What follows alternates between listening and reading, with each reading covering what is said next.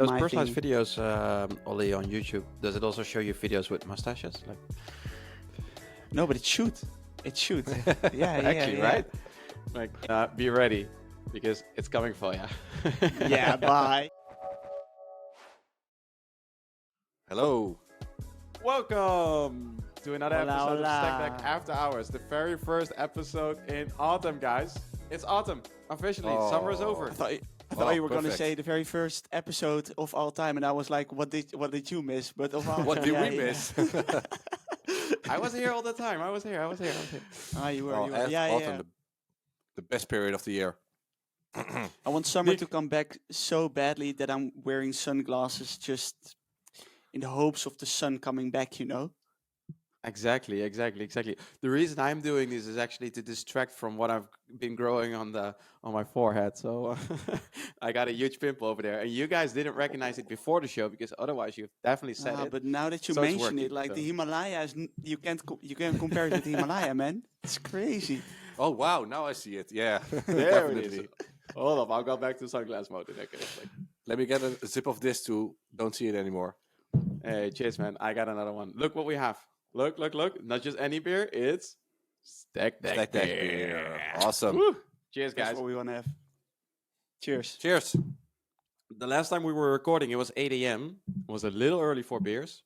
Now it's actually 6 p.m. So this is a good time to have a little beer, guys. It has been 2 weeks since our last episode. How are you guys doing? What have you guys been doing? Tell me. Nick, you start.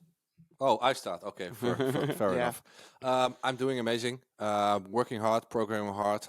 That's what I love. I love to program hard. But other than that, we've been preparing some big things like artwork, print work, concepts, because we're going to 3 big events in October and November. If you didn't read the newsletter, then yeah, that's what we're going to do.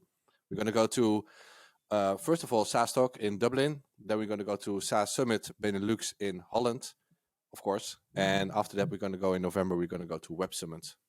So pretty excited for that. Yeah, been busy with that.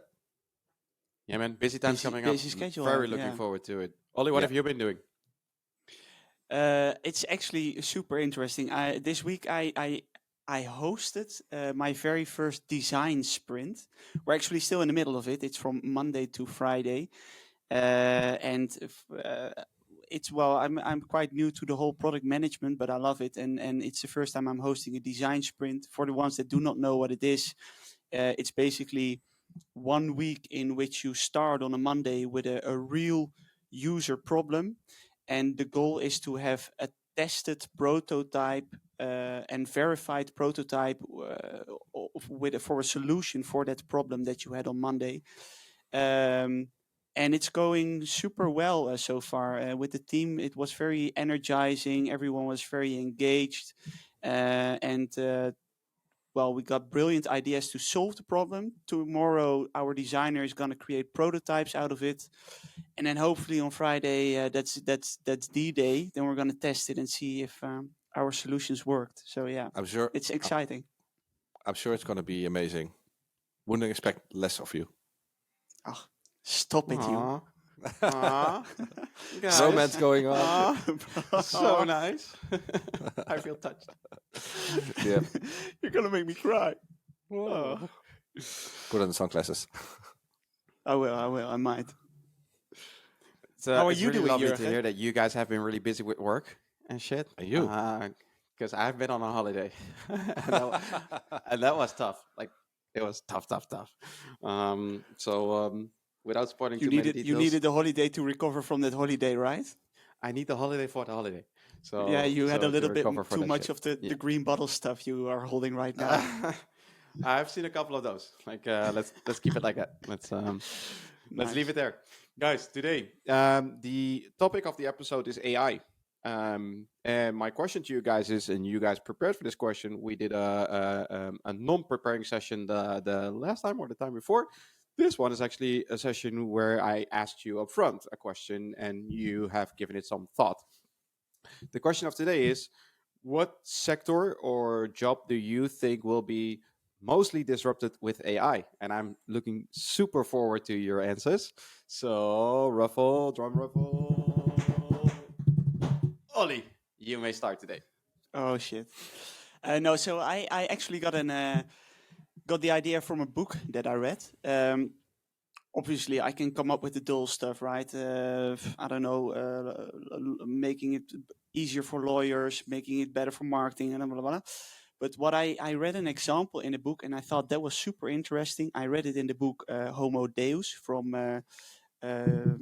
Noval Harari. I forgot his full name, but you know who I mean. He also wrote Homo Sapiens. And over there, he mentioned the implications of AI in reading books. Let me explain what I mean there. So basically, we see more and more people having these e-readers, right? And what they now came up with are e-readers that basically have a small camera on top. And while you're reading through a book on the e-reader, the camera will notice whenever you are like super deep focused or enjoying, laughing, maybe even becoming a bit touched, etc., etc. And then your e-reader will learn from it and will basically give you recommendations for other books based on your emotion, the what you were showing while reading that book. And I thought that was crazy. Can you imagine Holy that shit, there man. will be no more books anymore that you don't like because you know that AI will just tell you exactly what you like? Exactly. Mhm. And you Cool. you read this in a book. Exactly. And obviously I was deeply touched and then AI recommended me to tell this during the podcast. Yeah. That's how it Cool. went. And you were reading this on the e-reader or on a hard copy? No, I'm still a hard copy kind of guy. Yeah. But I guess it doesn't stop with books, right? I mean, like TVs also have cameras. And Yeah, when you're exactly, watching exactly. Netflix, I mean, if you're laughing aloud, then they will recommend you like those kind of movies or episodes. Yeah, exactly. You can take this as broad as you want. Obviously, it can be with any information you're consuming. Maybe even articles on websites on the internet. Right? I don't know. Yeah. I thought that Cool, was but very interesting. interesting thing to think about. Like it can be used like in a positive way, right? Like Yeah. good recommendations and stuff like that. But some people maybe want to cause some harm with that. Like if they know something makes you sad, they can abuse it to get you into doing kind of things.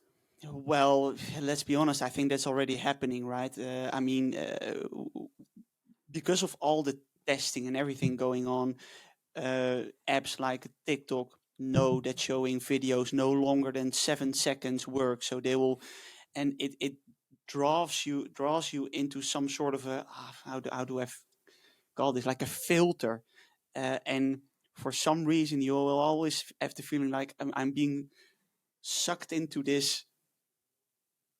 How do I explain? You know what I mean? How do I explain This this? black hole, like Yeah, No, exactly. And I think you it's more can't like a get out of it super anymore. personalized, like highly grained for your needs, basically, right? So, Yeah. I think so. A lot of social media companies have a lot of um, um, people that are doing nothing else than just making sure that you stay on that platform, right? Every second counts, basically. So they have a lot of psychologists and shit that know exactly what triggers your brain, and it makes total sense, right? If you see Yeah. yeah. content that is relevant for you or that you like, well, they give you more of it.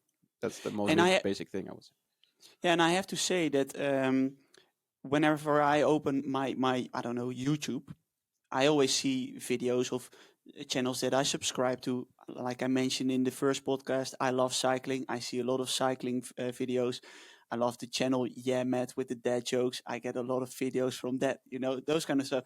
But also when I look at someone else's YouTube, it's completely different. So that also means that I'm missing out on a lot of information that might actually also be super interesting.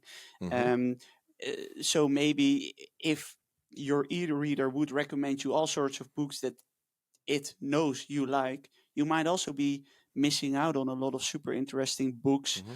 um, that are just not recommended because you weren't laughing hard enough when reading something True. about it, so to say. Uh, So yeah, I yeah, mean, this goes for a personal, like private life, but it can also there's a bridge to like the business aspect of it, right? Like emotions are important during shopping, right?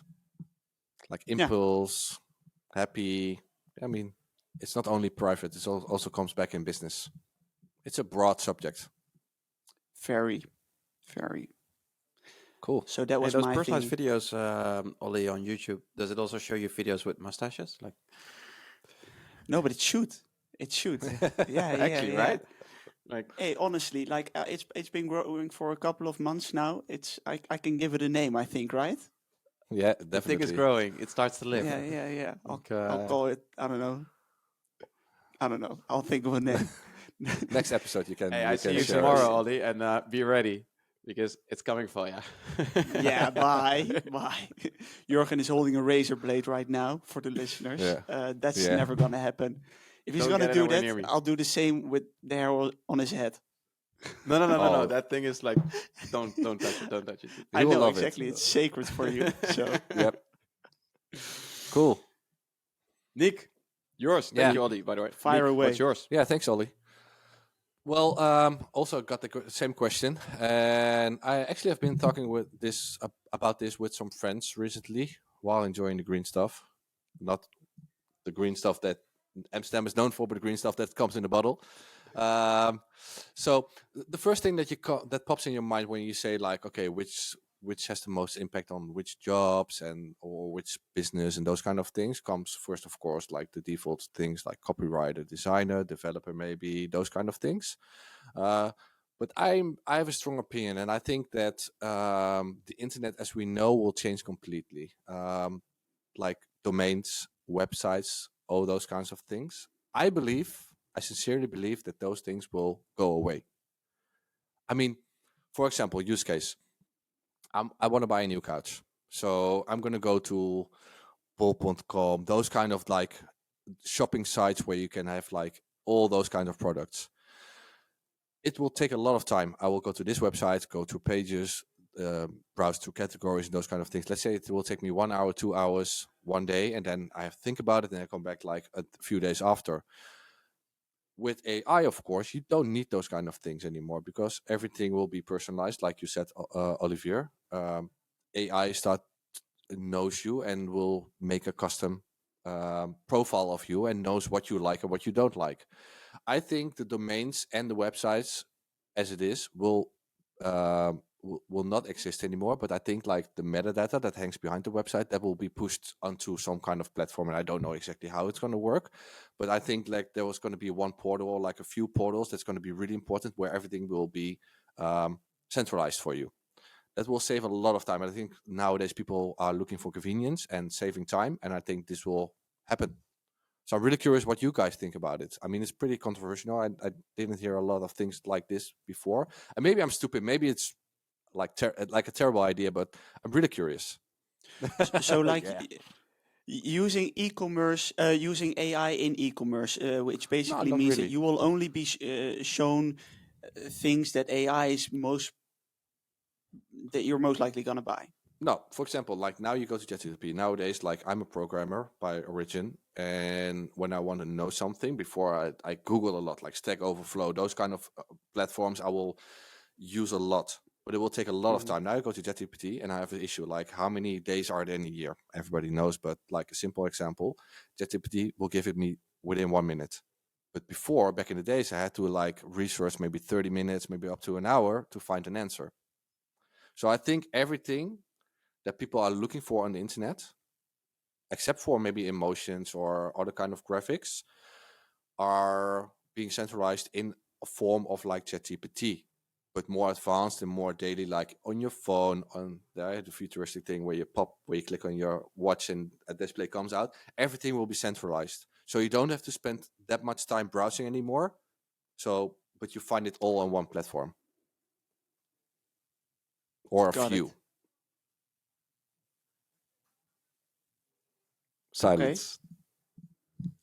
That means it's really brilliant or it's really stupid. Well, I need to process it. well, so I think two things. I think we have seen this prediction before when Facebook started introducing Facebook shopping. I guess that was the name, right? Where you could like order shit on Facebook as well because people would spend their time there. They would been following those pages already. They would have shown interest in those subjects, so it would be super easy to convert those people into like buyers of the products of the brands that they're following or whatever. Um, that didn't fully work, I would say, because people would still Facebook. be Googling, looking for a best price and so on and so on. So I'm not sure if people are willing to make that mind shift because this will require a mind shift, right? The Mm-hmm. the second thought that I have with um, what you're saying is that basically you're saying Google will no longer exist. People will not Google, but people will not search, but people will ask for stuff. And you say the metadata behind the websites. At the same time, you're saying there will be no websites anymore. And a LLM is a large language model, right? It needs large contents of data in order to index that data and then reply with an answer. If there is no data to index anymore, like Google would not be able to exist if there would be no websites. You would not be able to serve content if you are not able to index that content. So if we would not have websites anymore, we should still feed the beast basically. So we would still have to like input data into a machine in that case. 100% sure. If I may respond to that quickly, Yeah, sure. I'm not saying that there will not be any data anymore, but I think that the display, like the business card as a website, as it is right now with visuals, header, menu, hamburger, those kind of things, will disappear because behind that website there was already like the things like the scheme, the JSON data that comes with like you already tell Google, hey, this is important, this is the content on my website. That structure still needs to be fed to some kind of thing like some large model, you know, the data still needs to exist. I think the website as is, bol.com, Amazon, those kind of things, and maybe those big players will exist, but I think the smaller ones will disappear. And I think people will still be used to going to Google and those kind of search engines. But I think just the results won't be necessarily websites, but directly the results that you are looking for. And you already start seeing it before, like without AI, before Google already shows the products and those kind of things. And I think it will be even more in the future.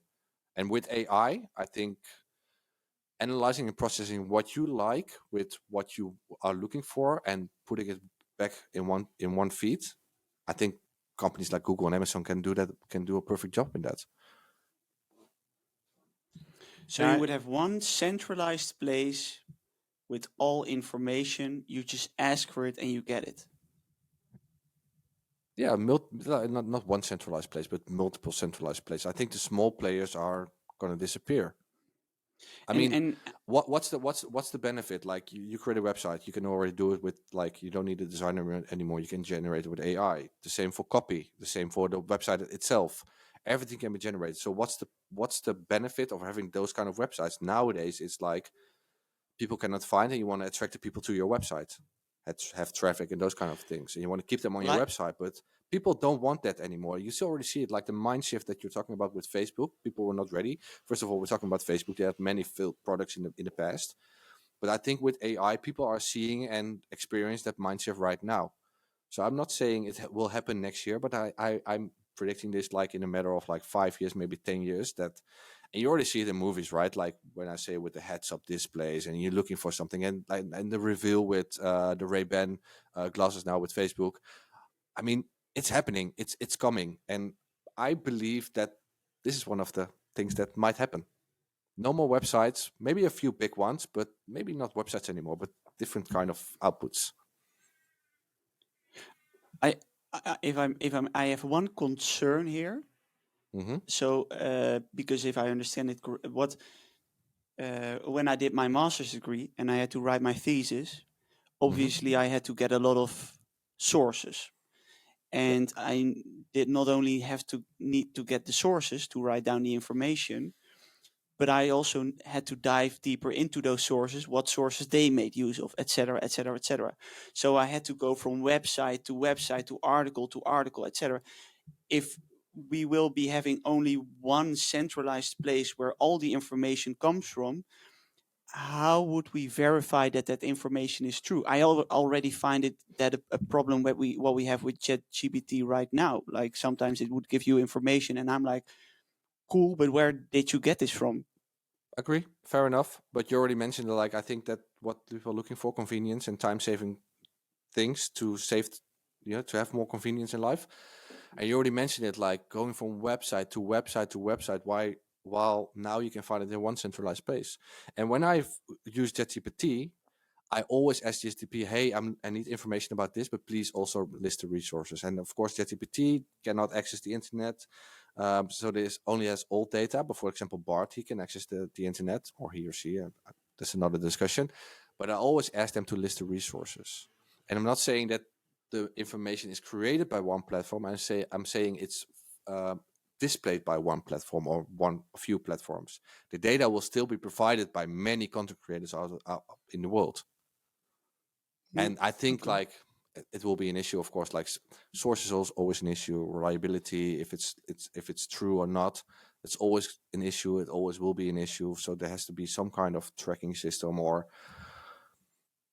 blockchain system where you can validate like the truth of the source. Clear. Interesting. Okay. Yeah. Interesting. One last comment before we move to the next one. Mm-hmm. I think it's a lot of power concentration, right? If you look at how let's say the GPT world is divided now, you have Bard, OpenAI. Those are the kind of the text-based GPTs. Then I think this will be a lot of power concentration. And I think the world already has a lot of power concentration. If you look at, for example, e-commerce, Amazon kind of rules the world, right? In the Netherlands, we have bol.com, which is a big player, and that's already a lot of power concentration. And that gives sort of a struggle because those parties have too much power, basically. Yeah. Cool. Thanks, Nick. Very insightful. My thing, I would call it a thing. You guys choose a sector. I was more on a profession, and I think that it has all to do with hospitals and with healthcare. I think healthcare will be extremely disrupted, and I hope actually that healthcare will be extremely disrupted. Um, the reason why I think and why I hope this will happen is because we have the obvious things, right? A lot of people, I'm an entrepreneur and I write software, right? And a lot of people say, well, there will be no software developers anymore. And well, I think that's kind of true, but I think if anything, the software developers will become software developers on steroids, right? Because I'm not per se too worried about that there will be no more software development jobs, but I think I, as a software developer, will be able to 10x my output, let's say, in the next 6, 7 years, right? By co-writing software, or if I just have to give in a couple of commands and then the code is being generated for me, that will be perfect. But you still need somebody to give that input. Same thing for content writers and a lot of different other jobs and a lot of professions. So I don't think those jobs will per se be gone forever. I think they will be put on steroids. And I think whatever it takes us, for example, to build Stackdeck more than a year already, I think that will be done in like 2 months in 5 years from now, which will basically help the world because we will be able to innovate faster. What I think is a job that should actually be goner is, let's say, looking at MRIs, analyzing MRIs. So, for example, I have a couple of issues with my knees, and I had to go to an MRI. The first thing that they will do in the hospital is say, before you go to an MRI, we have to do an X-ray. I was like, okay, let's do an X-ray. The way that this works is you go to an X-ray machine, you stand in front of the X-ray for your knees. They'll be like bleep bleep bleep, and then it's done, right? That's the whole thing. That's the whole. It takes like 30 Mm-hmm. seconds, literally 30 seconds. Turn another 30 seconds, turn again another 30 seconds, done. And this is for 2 knees. So I think all in all, I was out in like 3 minutes or something. And then I had to schedule. So what they do is they'll look at the X-ray and say like, okay, we need somebody to examine the X-ray. That took 4 weeks because we have shortage in people, so there was nobody available to look at my fucking X-ray. Took 4 weeks, and then they said, well, the X-ray looks good. I was like, well, they kind of work, so probably must be okay. And then we went to, or then I had to go to the MRI, which was the obvious next step, which we actually started this whole thing with. And then X-ray it was done like 2 days later. You go into this big fat tube, clunk, clunk, clunk, clunk, clunk. The machine turns around you, spins around, makes a lot of noise, and then they'll release you in, let's say, 15 or 20 minutes or something. Mhm. All fine. But then the waiting process starts again because there has to be a specialist that needs to look at those like images and scroll through them and like, this is your knee. Lovely. But the thing is, that took another 6 weeks. So now I'm waiting already for 10 weeks. Well, this does not have to happen, right? And this is for knees that work kind of okay. But imagine if you're having cancer. Well, the process is faster, of course, but we do things like breast cancer research, right? Um, and people make mistakes, so it takes too much time. Um, uh, there is a risk of human error, and I think if you create a large language model where you say these are healthy, like MRIs or pictures or whatever, or let's say breasts, and these are breasts with cancer. This is how you can identify cancer. I think that will be amazing, and I think um, we should actually want to remove that job, basically, right? We should leave that up to a machine. I think the machine will be able to do it way, way, way better, and I think that it will go way, way, way faster. So I only see upsides to this. I really don't see any downsides on it, and I think this is just the way that we should do things. When I was researching this thing, there was actually a funny thing because um, when a new drug is being developed, normally you have a couple of phases, right? So you have the drug discovery phase, and then you have a preclinical trial, and then you have a clinical trial, and this is, I'm reading this from my notes, obviously, but then you have market approval. But the first process, the drug discovery, like to discover actually something that might work against a virus or against a disease, takes 2 to 3.5 years, and then the preclinical, which is basically before you go to a clinical phase, you do a preclinical where you say you either test it in human skin or in a human or in an animal or whatever. And then the other phase is where you test it in a tube, basically, right, in a lab. Um, and this process also takes 2 to 3.5 years. That preclinical trial, you can speed it up like tremendously because AI can generate the results, but it can also like calculate the formula of what would work against a certain disease if you would feed a disease. We're talking Mhm. about 7 years of shorting drug development, which would be incredible, right? So out of the, let's Amazing. say, 20 years that it normally takes. So if we can do that, and if we can accomplish that with AI, I think that would be amazing for the world, and I think we can make the world a way, way, way better place. What do you Perfect. guys think? I have a question for you. You say you only see the upsides from the automatic analyzing of scans, like MRI scans and those kind of things. One concern people always have in general with AI is that over trusting AI.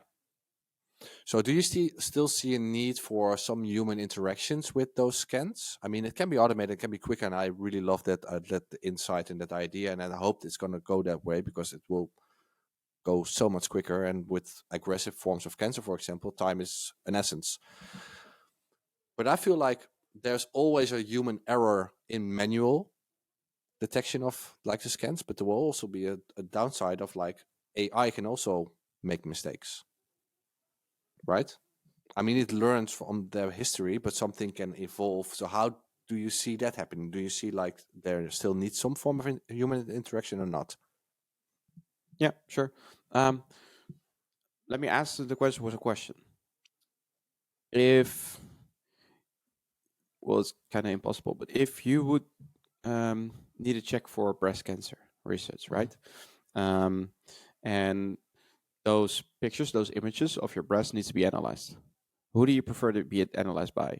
Somebody who's seen, let's say, 1,000 pictures before, detected 10 cancer cases, or somebody who has done this for 30 years and has seen 100,000 of them and detected thousands of them? Which one would you prefer? I know what you mean. I would prefer the one with the most experience, of course. Exactly. But Exactly. still, And the is one with experience, we can create that one by sharing those images from all around the world, all different types of cancer, all different types of tissues. And we can train that model, let's say, within a month. Mhm. So why would you prefer somebody like the doctor may have had a bad day. He may have slept too bad because he got whatever, right? And then he might skip that specific cancer case because he was tired or he oversaw it or whatever. Like I don't trust people basically. I'll much rather trust a computer. So here are my I 2 cents. Oh yeah, you go first, Nick. sorry, I want to give one last response to that.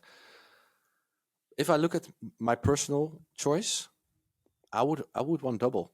I wouldn't want human interaction, but I also would like to have AI analyze it. So I would like to prefer like AI do a quick scan, so you can filter out like aggressive cases and the first set of eyes. But I always would like after 4 weeks, I'm okay with waiting another 4 weeks after with the doctor. But I see the benefits of AI doing the pre-analyze, if you want to call it like that.